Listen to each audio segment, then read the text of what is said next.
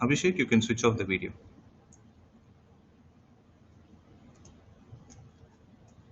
Okay. So this chapter, measurement. So actually, see, it is falling under the unit named as physical world and measurement. So this measurement is a chapter which is concerned with respect to this particular chapter, that is units and measurements. If you ask me to give a basic outline of what you're exactly going to do in that chapter, we are going to learn about different units that are present in a particular system. For example, you want to buy something. Let's say you want to buy some food. You want to go to a shop and get some food. How do you say? You say you want to get rice. Let's say you say I need these many kilograms of rice. Okay, you will just go and say that I want 5 rice, or which makes sense. I want 5 kilogram of rice makes sense, or I just want 5 rice makes sense. So it is all about the units that you add, right? The kilogram will tell you what is the quantity you need. That is what this chapter is about. So units will tell you for a particular measurement, what are all the units that you can give. These units you have already been learning throughout your years. For example, if I ask you what is the unit of velocity, you will say the answer is meters per second. What is the unit of acceleration? You have learned meters per second square. What is the unit of mass? Kilogram. So these are all called as units. There are different systems of units under which you'll be learning different categories. Okay. So each measurement that you do has some unit associated. So the units and measurement chapter, though it is given under physics, you will be learning the same chapter under chemistry also with a different name. You learn it with a name called as some basics of chemistry. Because when you do in a lab, what is the main objective? The main objective of you performing something in a lab is to measure something, right? So to the measured quantity, you need to give units. That's what this chapter is all about. Okay. The next one is kinematics. So kinematics is one of the branches, okay, one of the branches of physics, which is concerned about motion of an object. So you'll be concerned about the motion of an object, and you will not be concerned about who is causing the motion. If I want to put it in simple terms, in your 9th standard, you would have learned a topic named as motion. So that is what is learned here again with a different name called as motion in a straight line. Again, as I told you, the only difference is going to be there you would have seen certain outlines. Here you are going to learn in depth. Okay. So motion in a straight line, and we'll be solving problems. So motion in a straight line and motion in a plane, both are concerned about motion only. Generally, straight line means one-dimensional, plane means two-dimensional. If I say two-dimensional, the best example I can give you is coordinate geometry. Whatever you do on a graph paper, right? That is called as a two-dimensional shape. So motion in a plane is concerned with respect to 2 dimension. So these are the two types of motion we are going to be concerned about. In reality, there is a concept called as motion in 3 dimension also, but for your 11th and 12th standard, you don't have that in your syllabus. Okay. So this is 1D and 2D. So this is all about kinematics. And the next branch of physics is called, and the next unit is called as laws of motion. This also you have learned in your 9th standard under the name called as Newton's laws of motion. Okay. So the same thing you will have, but different applications in the sense slightly extended applications. Again, this chapter, work, energy and power, also you have learned in your 9th standard. So this also will be a slightly extended topic here. You will be learning certain theorems and how to apply those theorems to real-time examples. So that's what it is all about. So the next is motion of system of particles and rigid body. So this is a branch which is called as rotational dynamics. Okay, we call it as rotational dynamics. Means we'll be studying about the objects which are rotating. Okay, especially the objects which we are going to concentrate on rigid body. Okay, next you have learned gravitation chapter also in your 9th standard again. So it is an extension of it. So all these chapters, the unit 1, 2, 3, 4, 5, 6, all these units put together will be in your volume 1. So you'll have 2 books in your 11th standard. First is volume 1 and the second is a volume 2. So these 6 units are compressed under the volume 1. In volume 2, the first chapter that you're going to learn is called as mechanical properties of solids. Okay. So what I'll do is all these chapters, I will give you an introduction later because these are all the chapters which you have not touched till now. So till gravitation, at least I can confidently say that you have already seen in 9th standard, you have heard about it.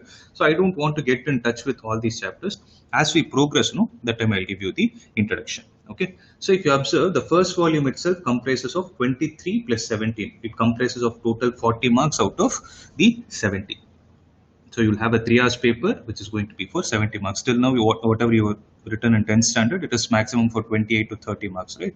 Out of the 80 marks paper for physics. Now onwards, you're going to write a single paper for physics. Okay. And Trust me, things are simple. You just need to be strong with the basics. As I told you yesterday, the only thing I expect from your end is a lot of interaction.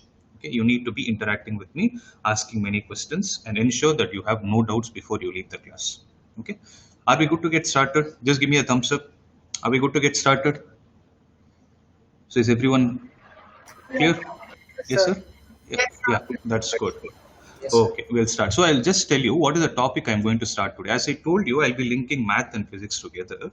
So though all these chapters are there, there is one important part. See, there is one important part which is called as mathematical physics, which is to be understood before you get into all these chapters in depth. Because, as I told you, everywhere you see measurements or kinematics, motion in a straight line, or whatever it is, your 11th will be more concentrated upon solving the problems. Okay, so for you to solve any problem, first thing is you obviously need to understand the theory behind it. Correct? So what you need to do is, if suppose I give you a formula, you would have learned this: V is equal to U plus AT. Now I ask you a question: where will you apply this V is equal to U plus AT? When do you apply it? You know this is a formula which gives a relation between final velocity, initial velocity, acceleration, and time. But my question is, can you apply it whenever and wherever you feel like? You see motion of an object, can you apply it? Will that be right? Or is there a specific condition under which this can be applied? What will your answer be? Anyone? So we can use this when there is a constant acceleration. Very good. Who said? Akshay Sri, sir. Akshay, good. So when you have constant acceleration of an object, it is then you can apply it. When you don't have constant acceleration, what are you going to do? So that part, see, acceleration is a physics term. But to derive an expression for what you're going to do when there is no constant acceleration is dependent on mathematics. That is why I always tell physics and math are interrelated. Okay, so you need to apply both the concepts simultaneously. It is then you will understand the importance of one and the other. Okay, so to understand that, I'm going to start with a basic, very basic chapter, which is the life of physics, not only for your 11th and 12th, even for, but if you do higher studies, you're going to engineering. Okay, I'm talking about the engineering side. I'm not talking about the medical aspects. If you're planning to go to the side of engineering, or you want to do some other technical study, wherever more amount of these mechanical experiments or electrical experiments, for that matter, anything is involved, you need to be good with a chapter or a concept known as vectors. So this is the life of physics. Okay, this term I'm sure you would have heard. You would have heard two terms in your lower grades. One is called as a scalar and second is called as a vector. There is a third type of quantity also called as tensor, which we will not concentrate as of now. So if I ask you a question, okay, so this is a chapter I'm going to start with. The name of the chapter is vectors. Sometimes you can call it as vector algebra also. So vector is a physics term, algebra is going to be a mathematical term. The combination of these two put together, it will help you understand more of physics. Okay. Now, I'm raising a question like this. Tell me, what is a vector? So what do you mean by vector? Have you heard this term in the first place? Anyone?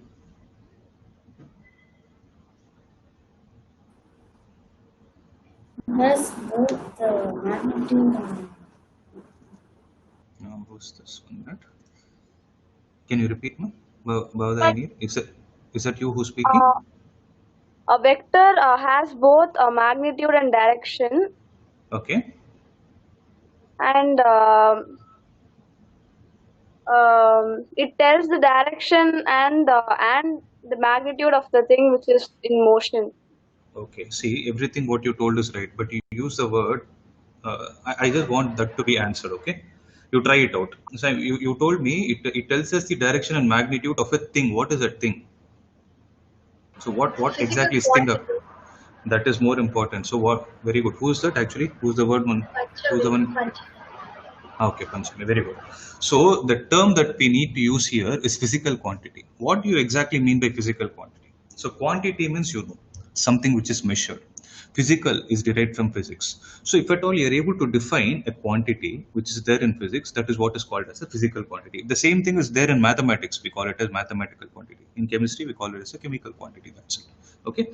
So if you talk about a physical quantity which has a magnitude and direction associated with it, and there is one more important point also, along with the fact of having a magnitude and direction, they should also be able to obey something called as laws of vector algebra. What is this? What are these laws of algebra, vector algebra? I will discuss later. As of now, you need not get tensed. Okay, you concentrate on the very basic. So, if at all you have a physical quantity which has magnitude and direction associated with it, that particular physical quantity is called as a vector. And the counterpart of a vector, counter means the opposite of a vector, is what is called as a scalar. So if at all you have the notes beside you, you can just make a note of it. So what are scalar quantities? Scalar quantities are the ones which have only magnitude associated with them. Vector quantities are the physical quantities which have magnitude and direction associated with them. And as of now, you can accept the fact that they obey the laws of vector algebra. Okay, in 2 days, you will be able to understand what those laws are. Okay. Now, the next question that is going to be asked is, what do you mean by magnitude? So, okay, let me check that question. Not even magnitude. Can you give me examples of a scalar and vector quantity? So I hope you people are having notes beside you. Make a note of it. Quantities: distance, speed, heat, power. That's good. Who is this? Mithun. Mithun. Okay. So we are talking about two things here. One is a scalar and second is a vector, right? So scalars are quantities which have only magnitude. So if you want, yeah, temperature is a scalar quantity. If someone has a doubt of what I'm using the word magnitude again and again, magnitude is a technical name for length. Okay, if you are able to measure that quantity, if you are able to get a scalar, if you're able to get the length of that particular quantity or a particular numerical value, to put it even more simple, magnitude means a numerical value, that's it, which is a positive value. So if it has only magnitude associated, then that particular quantity is called as a scalar quantity. I could hear some examples. One is distance. Time is a scalar quantity. Then somebody told me temperature. Then what else? Sorry? Speed. Speed is there. Speed is there. Then anything else? Someone used the word power, work, energy. So these are all the scalar quantities that we will be learning. Okay. You can ask me, why is it important for us to know? So why do I need to know scalar? What am I going to do if I don't? What am I going to lose if I don't know this? The question is, when you're solving, as I told you, in physics, you will be solving many problems. If you need to solve a problem, you need to have a clarity of whether you need to take the direction for the physical quantity or not. For example, if there is a question asking you to find the distance, you should have a clarity. Should I say the distance is 5 kilometers? Let's say the person has moved 5 kilometers. If I put a statement like this, distance is 5 kilometers in the direction of east. Okay, if I say something like this, does it make sense? Can I say, see, I'm giving you two options. This is option A and this is option B. Which option is right according to you? According to whatever basics we have learned. Yeah. Just before talking, no, tell your name so that I'll get registered to your voice. I'm Mithun. Mithun, tell me. Yeah, I think. No, don't say you think. Tell me why it is so. Just give a try, no? We have discussed already. So, how are we supposed to relate?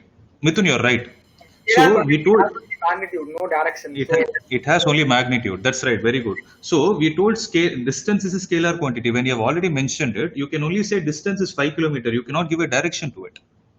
Right? So, if at all you see this, let's say you're attending some competitive exam, at that time, this might be a very small factor which will differentiate and you will get confused. So you need to have a clarity. So here we are trying to say that distance has only magnitude, means it cannot have direction. We are using the word direction of east. This is not possible. You cannot define it like this. Then what is a physical quantity which is similar to distance that I can define it like this? What is this? It is displacement. Okay. So then if I speak about vector, vectors are quantities which have both magnitude and direction, right? So physical quantities which have both magnitude and direction associated, also magnitude and direction, also they obey, what laws are they? The laws of vectors. Actually speaking, the laws of vectors means laws of vector addition actually. Okay. there is something called as vector addition. I'll teach you slowly. So laws of vector addition. So if these things are satisfied, then that particular physical quantity can be called as a vector. Okay. As you people told, the example of vector that I can think of is displacement. Good. Anything else? Anything else that we can think of displacement? So in scalar quantity, somebody told me speed. So what is the counterpart of speed that you have already learned? Velocity. So displacement is one of the quantities. Velocity is another quantity. Then anything else? Acceleration. Acceleration. Very good. It's momentum. Very good. What momentum? What momentum is that? Mithun, is that you? Yeah, it's me. What momentum is that? It has a prefix to it. Momentum means you are trying to say mass into velocity only, right? Force. What is the name of that momentum? Force. Linear. Very good. It is called as linear momentum. Okay, because there are two types of momentum. See, plural of momentum is momentum. Okay, um is removed and a is added. One you learn is linear, and the second is called as angular. That you will learn it this year. That is why it's test on that point. Okay. So what is a physical? If you recollect, if at all you remember, I'll be happy. If you recollect Newton's second law speaks about what? What does Newton's law actually focus upon?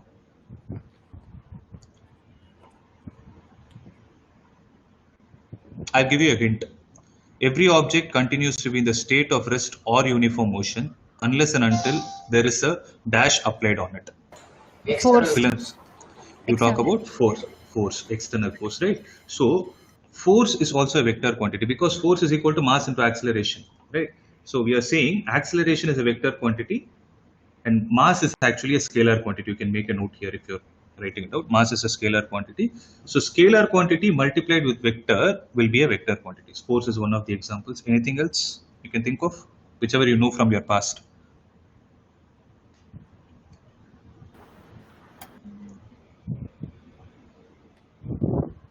That's all. That's fine. These are good examples to start with. You will learn something called as torque also. Okay. Okay. Anyways, once we get into the topics, we'll slowly understand what it is. Now, I hope you're clear with what are vectors and what are scalars. So, as I told you, the name of this chapter is vector algebra. Our main concentration is going to be on vectors. So, we need to understand what vectors are and how to apply the vectors in mathematics in a mathematical form. Okay. Now, there is a geometrical definition associated with vector. See, till now what you told is theoretical. You told vectors definition. But if I want to represent the same vector diagrammatically, then what am I supposed to do? Okay.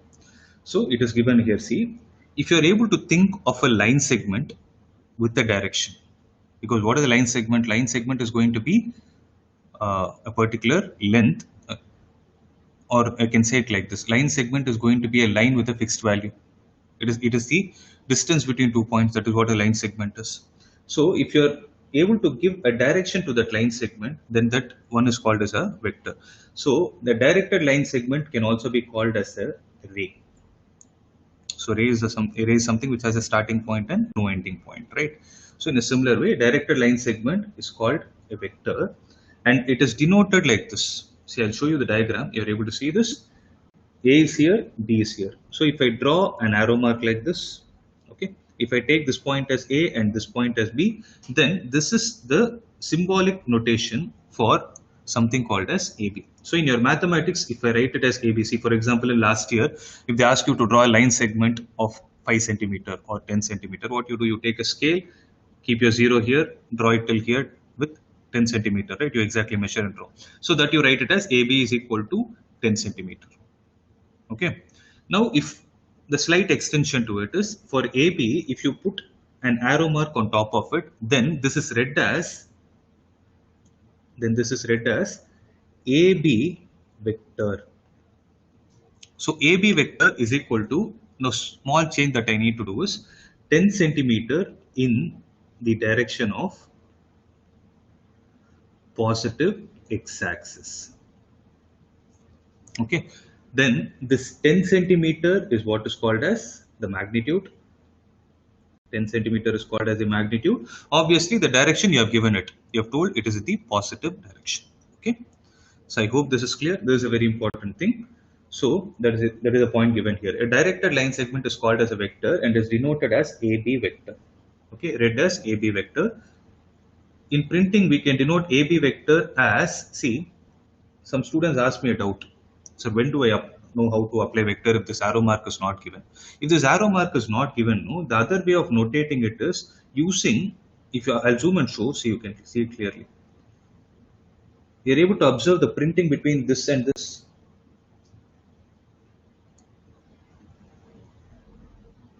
Actually, a small change. Can you tell me what is it? It's a very minute difference. If you're able to identify, I'll be happy.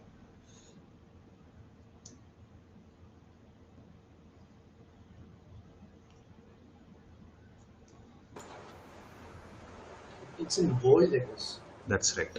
So AB vector can also be given like this. They will give it in bold. If they simply write it as bold, then when you solve a problem miscellaneously, you can understand that they are indirectly trying to speak about vector. Okay, they'll give it in bold. Okay. So is it clear till this step? No.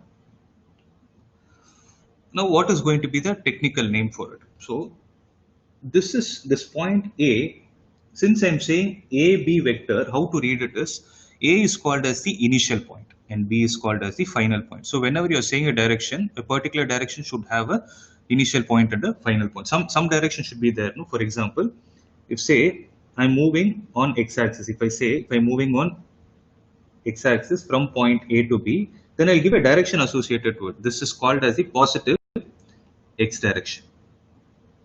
Okay, and it has a length associated. Let's say it is 10 centimeter. That is what I've written it mathematically. AB vector is equal to 10 centimeter in the direction of positive x-axis. Right. So since it has a direction, then I am walking. When you write it like this, no, it is understood. When you write and give it to someone like this AB vector, they can clearly understand you're starting at point A and you're going to point B. So point A is called as the initial point in a very basic language, and point B is called as the final point. This is also in the very basic language, and there is a technical name for it. This initial point is called as the tail.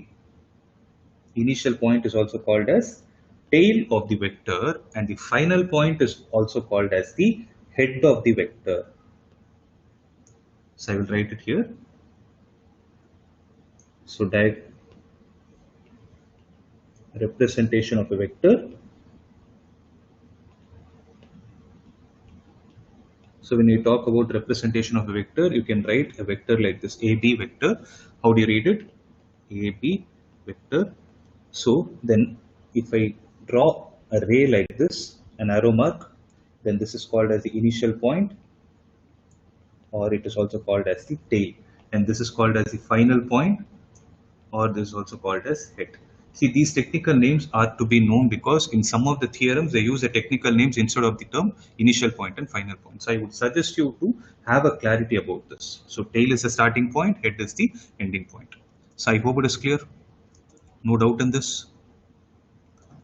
Everyone? Yes, sir. Okay. Then we can proceed. Okay. So one more important point. If I write AB vector and I write BA vector, then what is going to be the relation between them? So if I write it as AB vector, then what is the starting point? Starting point is A and ending point is B. There is no. If I write the same thing as BA vector, then what is the meaning? Then the starting point is going to be B and ending point is going to be A. So if AB vector is drawn like this, then BA vector will be drawn like this. Okay, this is what is called as AB vector and this is called as BA vector. They are called as opposite vectors. Okay, then how do I write the relation between them is AB vector is written as minus of BA vector. And the negative sign here indicates that they are in opposite directions. So you able to understand this? There's a very simple point. So if I write it like this, that is going to be the notation. And the next point is magnitude of a vector. Okay, magnitude of a vector, because we are using the word magnitude again and again. So how do you represent the magnitude of a vector? Magnitude is nothing but length of the vector. As I told you, it is written as length of the vector. So I'm only giving you the definition. There is a formula to calculate it, but I want to show the derivation of it. So for that you need to understand few more terms. So length of the vector is what is called as magnitude of a vector. So if I write AB with a bar on the top of it, it is a vector. But across this, if I put a modulus like this, then this is read as magnitude of AB vector. Okay, this is read as magnitude because of the modulus, magnitude of AB vector. Okay, so as of now, if you know this symbol, that is more than sufficient. How to calculate it, we will see it later. Okay, as time progresses. What is modulus, sir? Modulus will tell you the length. That's it. Modulus is going to be a positive value. See, for example, you people have not heard what is a modulus. See, suppose I have -2. If I ask you what is modulus of -2, what will you say? 2. It is 2. So modulus will always give you a positive value. Okay, something which is going to give you a positive value is what is called as a modulus. So anyways, you learn something called as a modulus function in mathematics also. As of now, have this in your mind wherever you use something around a modulus, whether negative value is there inside or a positive value is there inside, the output, the result is always going to be a positive value. That is the point. Okay. So how to read it? You read it as modulus of AB vector or magnitude of AB vector. They both mean the same. Okay. We'll go to the next topic. So this is the outline of what is a vector and how do you diagrammatically, geometrically try to represent a vector with the help of an arrow mark. The next topic that we are going to see are called as the types of vectors. Okay. So there are different types of vectors depending on the way the vectors are related to each other. The first one out of it is called as equal vectors. See, most of the times what will happen is if you look at the name itself, you will get a clarity of what it is. Equal vectors. So equal means what is going to be equal. And one more important point, it is not necessary. See, if I take this as AB, I can either write it as AB vector or I can use some other symbol also. Instead of taking it as AB, I can call this as small a, or I can call it as A vector also. You can use only one alphabet.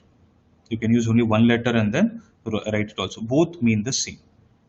Okay. But when you're writing using one letter, I would suggest you to write it in smaller case. See, in this book, though it is given in the upper case, I would suggest you to write it in the smaller case so that you're not confused. So when you want to use the upper case, write with two letters, A, B, B, C, like that.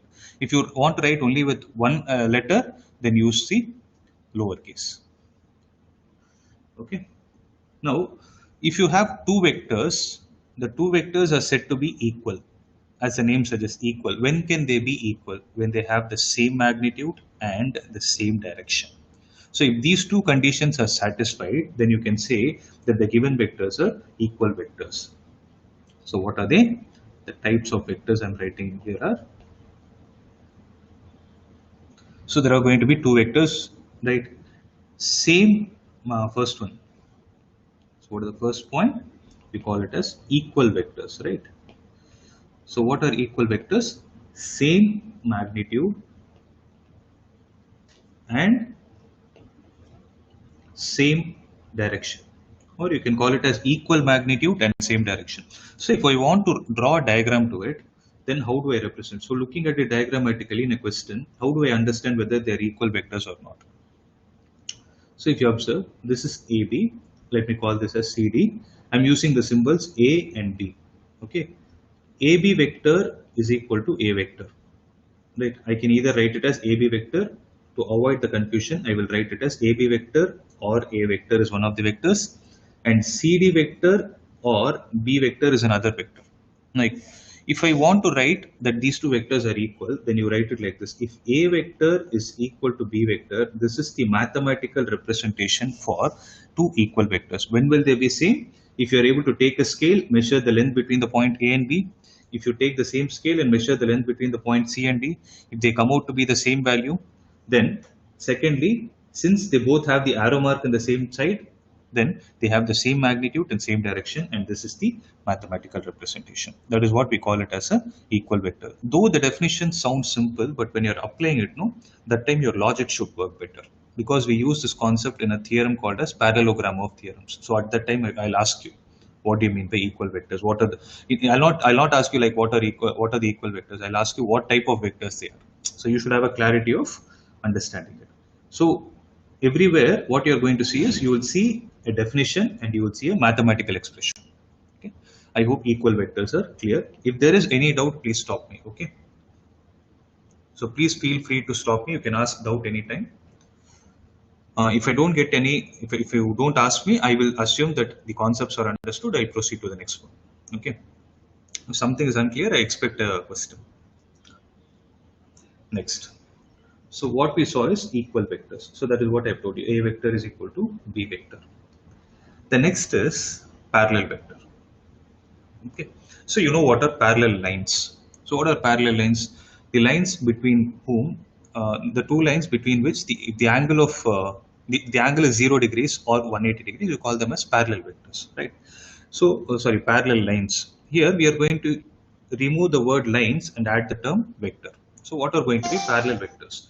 So if I have two vectors in my hand, A vector and B vector, they are said to be parallel when both have the same direction. But it is not necessary that they have the same magnitude. Okay. If they have the same magnitude, then what will happen is a parallel vector will become an equal vector. Okay. So what are the slight difference between both?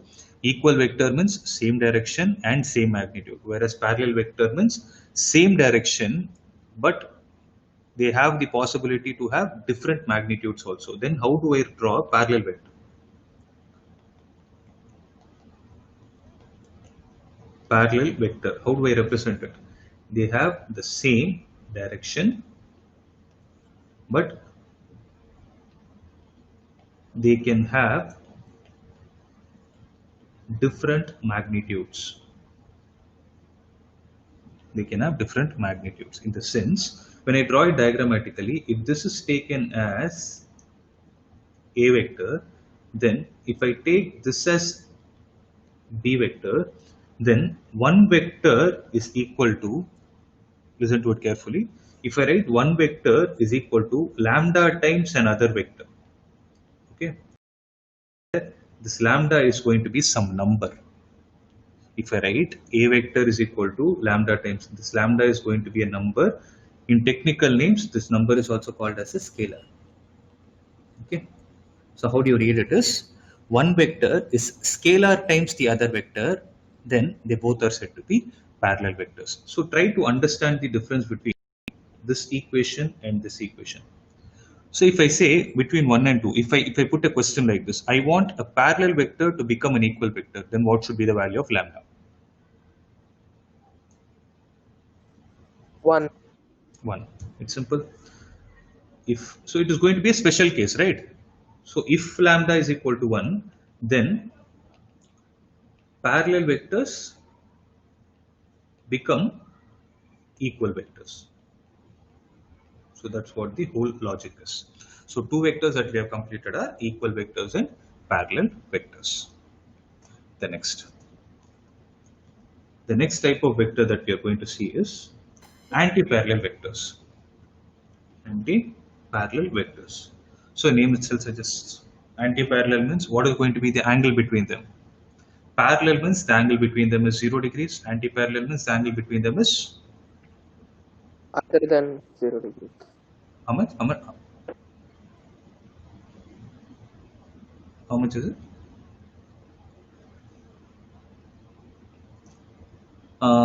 Okay. So if the angle between them is 180 degrees, so anti-parallel vector means the angle between them will be 180 degrees.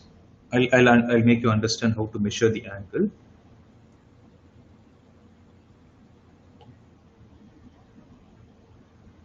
So if you have a protractor in your hand, okay, if you see the protractor, you will have your 0 degree starting here, you will have your 180 getting completed here. It's going to be half of 360, right? Now, if I'm able to have one line here and another line here, if I place a protractor here, the protractor for this line will show 0 degrees, for this line also it will show 0 degrees. So what is the difference between them? It is going to be 0 degrees.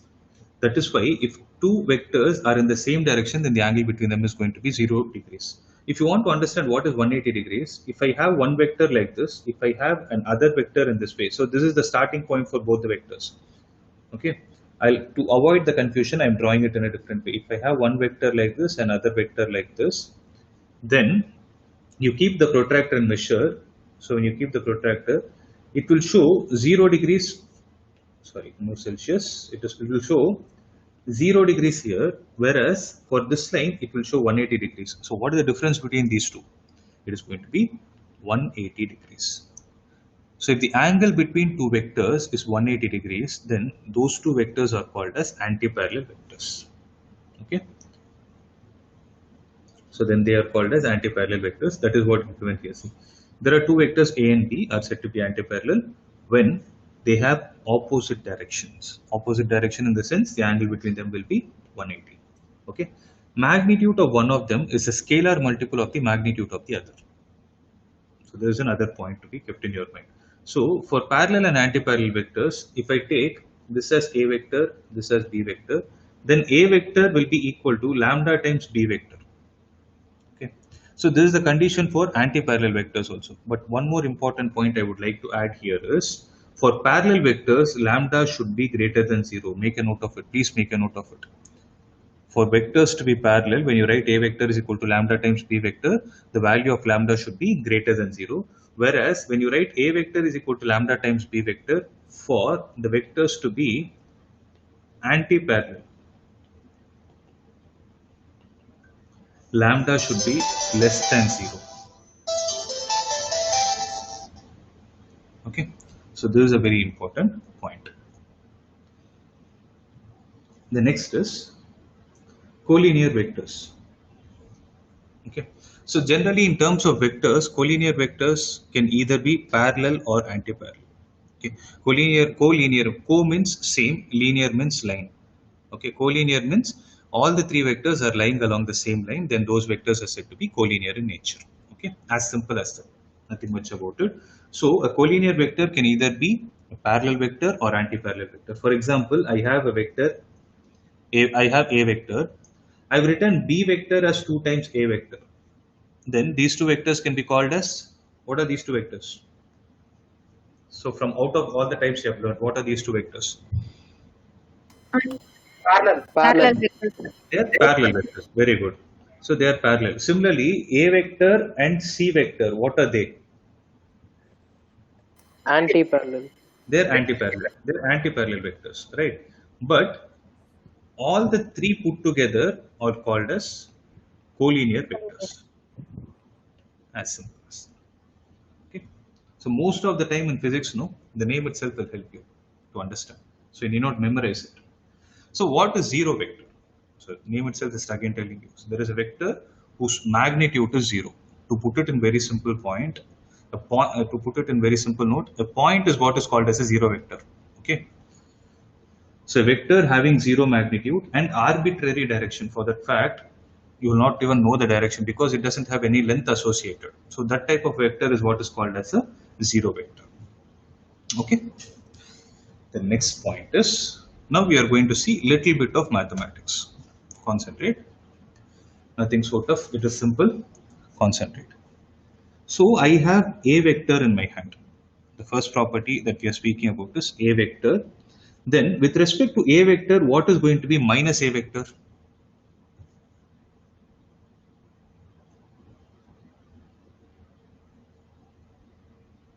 Different in direction. Okay. Instead of using the word different, no, can you use more specific? Opposite. Very good. It should be opposite in direction. Okay. So when see, I'll tell you what is the difference in what you told. If I say this is A vector, this is B vector, this is what is meant by different directions. Whereas if I write this as A vector and this as B vector, then this is called as opposite direction. So a very small thing, but you might go wrong in that. So I wanted to specify on that. So A vector is there. With respect to A vector, this will be an antiparallel vector, right? If A vector and their antiparallel vector of the same magnitude are added together, then it is going to be a zero vector. Sometimes zero vector is also called as a null vector. So if you want, you can make a note of it. Null means zero. Okay, null means nothing. So A vector, see, actually if you see, no, it is A vector minus A vector, that is obviously zero. Instead of writing it like this, what exactly we are doing is, we are trying to write it in the form of addition so that we can give a definition to it. I'll say A vector is added to the antiparallel vector of it. That is why we are getting it 0. Okay. Similarly, the next property, I have A vector plus B vector is equal to 0. Then A vector will be equal to minus B vector. Means again they will become opposite vectors. Okay. The third one, if I have a 0 vector, okay, 0 vector is just it is written like this, null vector. If I have a 0 vector, I multiply that 0 vector with any value of k, it is still going to be a null vector, where k is any scalar. As I told you, scalar means some number, have that in your mind. Nothing to think beyond that. Similarly, 0 is multiplied with any vector, the vector becomes a null vector. There is another option. And the last one is, you add 0 to any vector, it is going to be the same vector. Okay, it is till now it is like your basic multiplication with nothing so complicated. Anyways, instead of concentrating on this, when you solve the problem, I'll tell you what is the importance of it and how to analyze it. Okay. So as of now, if you understand that's enough, you need not worry much about the problems aspect. So this term unit vector is very, very important. Okay. So this is very, very important. So unit is a word that is derived from unity. So what do you mean by unity? So unit vector means it is derived from unity. So what is unity? Any idea?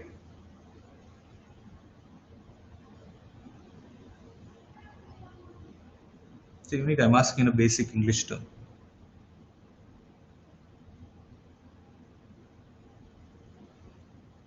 Togetherness. Sorry, I didn't get you. Unity means? Togetherness. Togetherness, it's in basic English. In simple terms, you can say, togetherness means, can I call it as one? Right, everybody becoming the same, Yes. coming together. So you're going to become one party, that's it, something like that. So unity means one, that is where it is derived from. So if you're, I think somebody told the answer as one, I couldn't hear. So unity means one means, if the magnitude of a given vector is 1 unit, when I say 1 unit, it can either be 1 centimeter, 1 kilometer, 1 millimeter, anything of that sort. Okay. If the magnitude, if the length of a given vector is 1 unit, then we call that vector as a unit vector. As simple as that. Okay. So here, I'll tell you what is the significance of it and how it is represented. As I told you, this is very, very important. This is the first concept you need to have a clarity of. So I'm going to discuss about unit vector. If suppose I have a vector in my hand, A, then how do I write it in the vector notation? I write it as A vector. Okay, this is read as A vector. See, don't write like this, okay? If you write it like this, it will be like basic English. You will read it as a vector. That's it. If you write the same thing with an inverted comma, it is understood that A is going to be representing the vector. Okay, put them in inverted commas always. So A vector. Then how do you read this?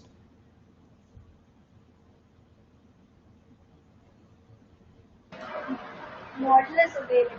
Modulus of A vector. What is the other name for it? Modulus of A vector. Or we call it as magnitude of A vector. Right? Magnitude means it is going to be the length. Magnitude of A vector. Now, the third type of notation that you're going to learn now is what is used for unit vector. Okay, the symbol is the same. When I say symbol, the letter that you're going to use is the same. Only thing is what you're going to put on the top or in the sides is what is more important. For the same symbol, if I put a cap on the top, okay, a symbol like this, a symbol like, if you zoom and see, it will be like this. Okay, then this is what is called as a unit vector. And how it is read is actually, you read it as A cap or A hat. They both mean the same. You can read it as A cap or A hat. Okay. If you ask me what is the specification, what is the importance of this vector, the magnitude of this vector is going to be 1 unit. So since you have written this as a vector, then how do I write the magnitude of it? So if you want to write the magnitude of any vector, write the vector symbol of it and put a modulus around it. Okay, then this is what is called as modulus of unit vector. Okay, so if I have to specify this, then unit vector is a vector whose magnitude is 1 unit. Okay, don't get confused between this unit and this unit. This unit stands for, as I told you, centimeter, meter, kilometer. Okay, vector whose magnitude is 1 unit is what is called as a unit vector. Notation. So the notation used is A cap. So how do you read it? A cap or A hat. Then magnitude of it. So according to the definition, magnitude of A cap is going to be 1. This is going to be the mathematical expression when you need to calculate the unit vector in a given question. Okay.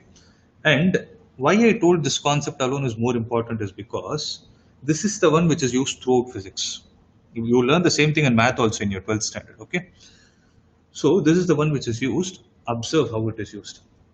So we are going to revisit the definition of vector. So vector means you people told me that a physical quantity which has both magnitude plus direction. Can I write it like this? So I'm saying magnitude plus direction. So if I take the same vector A, okay, observe, it is a very, very critical aspect. Observe this clearly. I'm taking the same symbol A.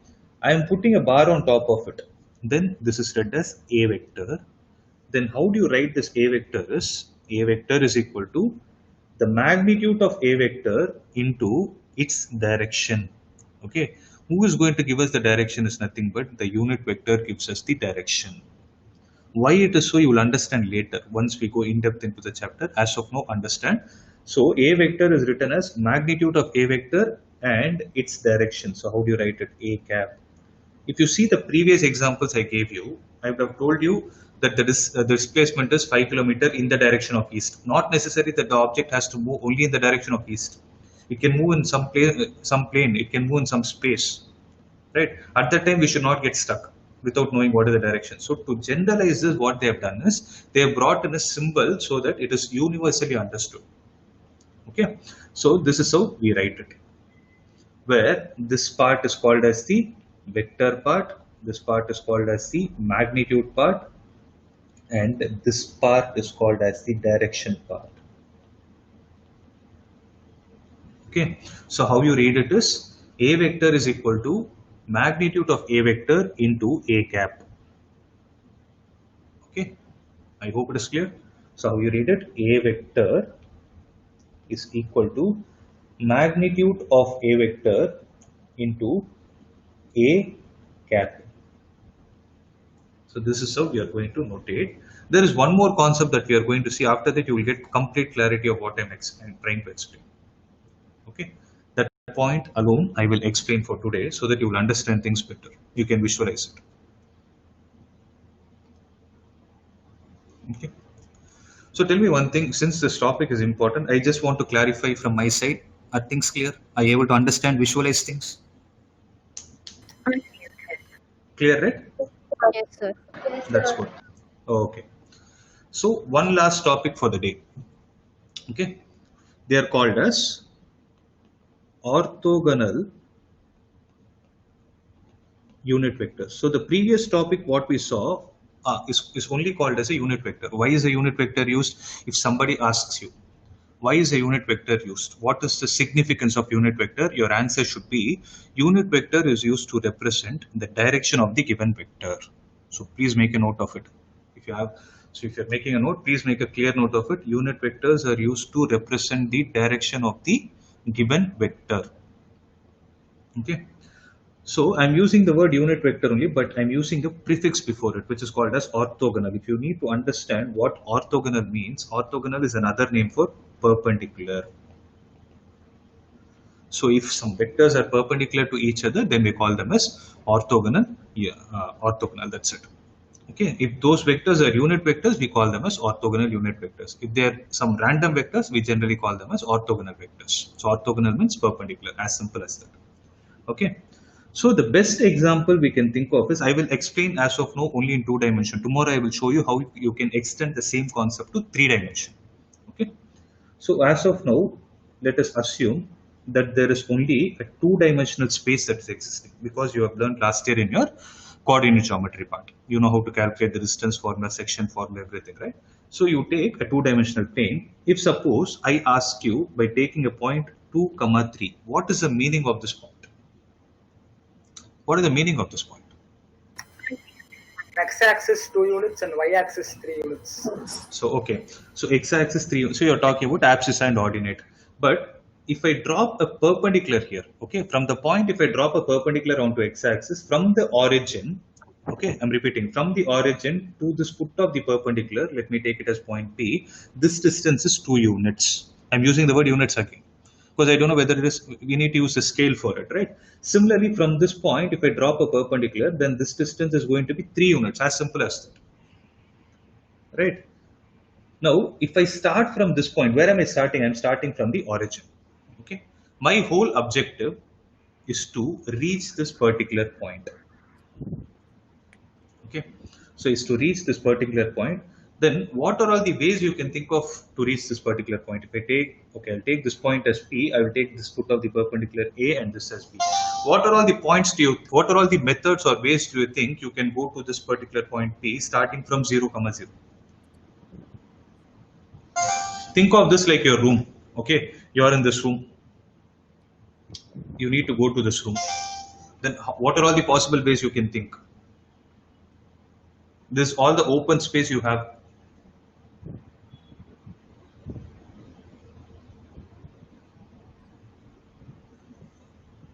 So, can I put it like this? I will first go from O to A, then I'll go from A to P.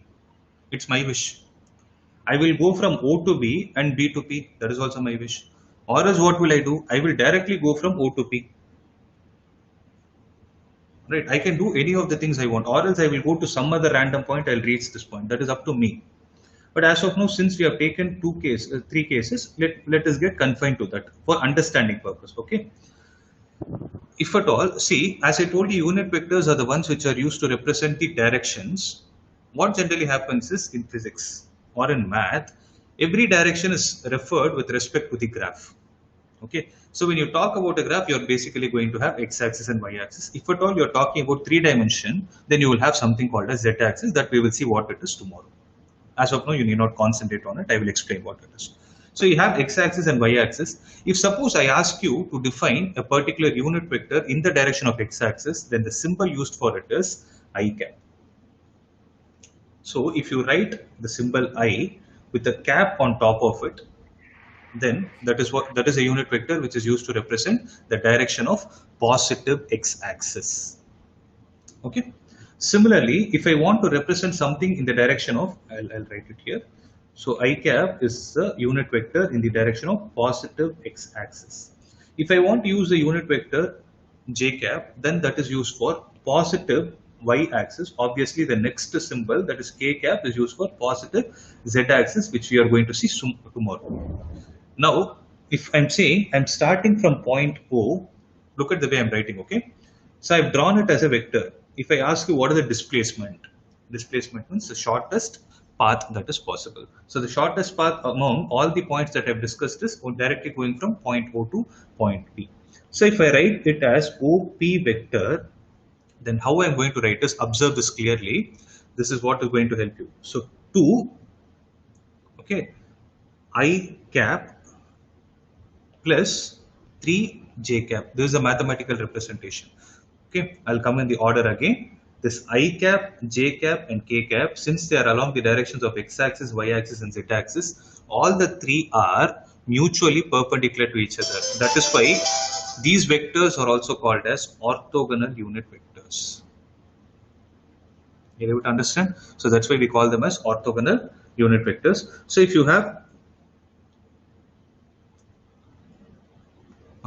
if you have this OP vector, then I write it as 2i cap plus 3j cap. So what is the meaning of this is, I have walked a distance of 2 units in the direction of, if you write something like this and give it to someone, I walked a distance of 2 units in the direction of positive x-axis and 3 units in the direction of positive y-axis. How to calculate its length, I will tell you tomorrow. So the topic I want you to understand is how to write and how to use the orthogonal unit vectors. If you're clear with this, we can extend the concept. So I'm giving you some time to absorb this. Okay, since you're seeing it for the first time, you take some time. So by tomorrow, you will have a clarity of what it is. So what you can do is you can revise all the topics that we have discussed today. I hope everyone has taken the notes. Okay, just go through the topics. Tomorrow, first 5 minutes, what I will do is I'll give you time for asking doubts. After that, we will proceed with the orthogonal unit vectors. So now I'm giving you 2 minutes time. If there is any doubt, please let me know.